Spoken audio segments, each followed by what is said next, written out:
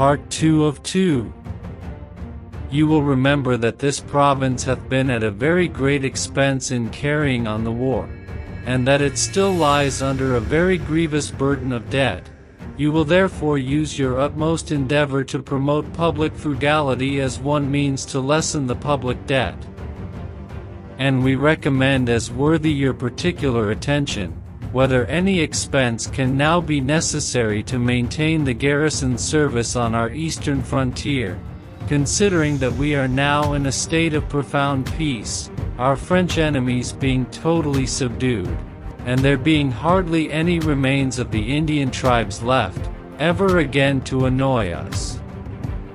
You will join in any proposals which may be made for the better cultivating the lands, and improving the husbandry of the province, and as you represent a town which lives by its trade, we expect in a very particular manner, that you make it the object of your attention, to support our commerce in all its just rights, to vindicate it from all unreasonable impositions, and promote its prosperity. Our trade has for a long time labored under great discouragements, and it is with the deepest concern that we see such further difficulties coming upon it, as will reduce it to the lowest ebb, if not totally obstruct and ruin it. We cannot help expressing our surprise, that when so early notice was given by the agent, of the intentions of the ministry, to burthen us with new taxes, so little regard was had to this most interesting matter, that the court was not even called together to consult about it, till the latter end of the year, the consequence of which was, that the instructions could not be sent to the agent, though solicited by him, till the evil had got beyond an easy remedy. There is now no room for further delay. We therefore expect that you will use your earliest endeavors in the General Assembly, that such methods may be taken as will effectually prevent these proceedings against us. By a proper representation we apprehend it may easily be made to appear that such severities will prove detrimental to Great Britain itself, upon which account we have reason to hope that an application, even for a repeal of the Act, should it be already passed, will be successful. It is the trade of the colonies that renders them beneficial to the mother country. Our trade, as it is now, and always has been conducted, centers in Great Britain, and in return for manufactures affords her more ready cash, beyond any comparison, than can possibly be expected by the most sanguine promoters of these extraordinary methods.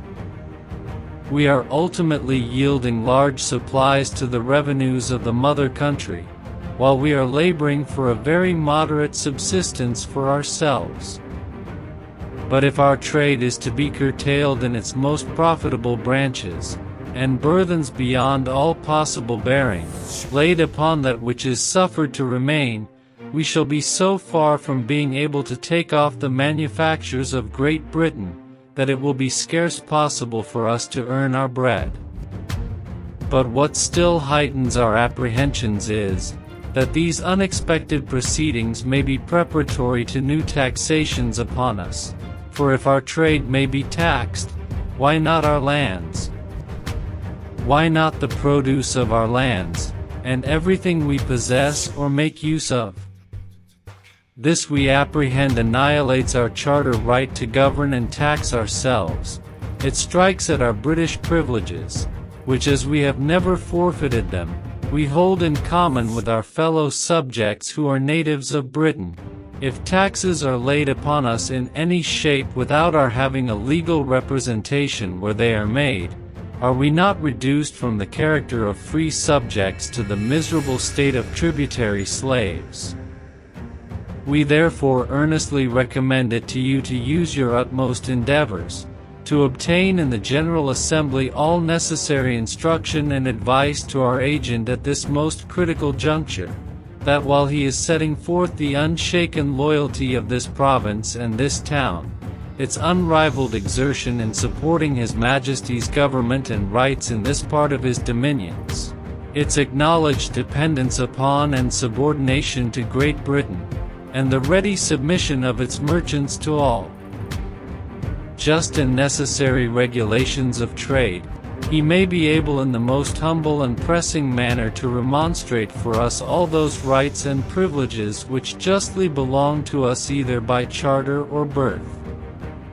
As His Majesty's other Northern American colonies are embarked with us in this most important bottom, we further desire you to use your endeavors, that their weight may be added to that of this province, that by the united application of all who are aggrieved, all may happily obtain redress.